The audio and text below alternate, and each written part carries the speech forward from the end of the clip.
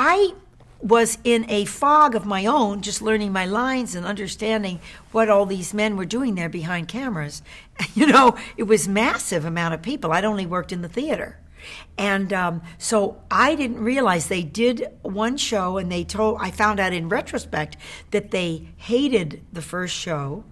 It didn't work, and they went back to the drawing board and did it again with some changes in the writing.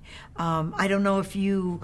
I'd rather have other people talk about this because I wasn't in those meetings, but I understand that they didn't understand Rhoda, they didn't like her, they didn't, there was several things. And Marge Mullen, the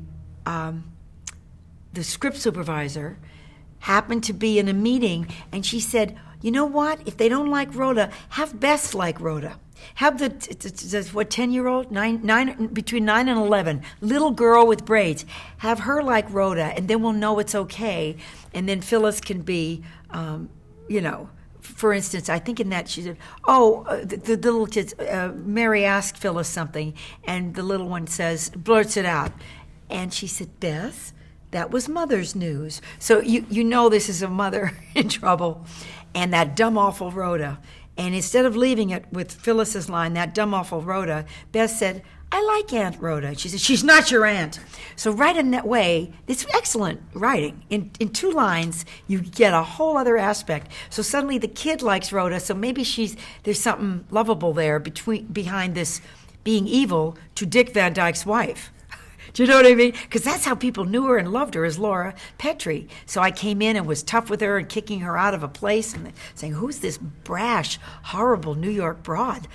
So I think that was one of the changes they made. They made some other changes. I would rather you archive them and find out.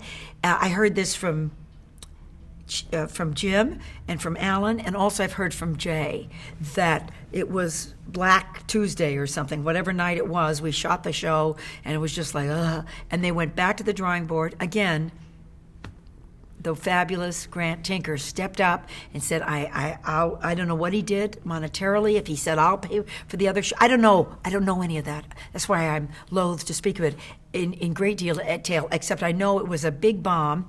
And I didn't know it. They never put it on to me. They never came and said you guys were awful or anything like that. I don't know which of the actors knew. Maybe some did, with more savvy about the way the business runs. I was a complete novice, and all I was worried about was getting my lines straight and making my changes as fast as possible. Once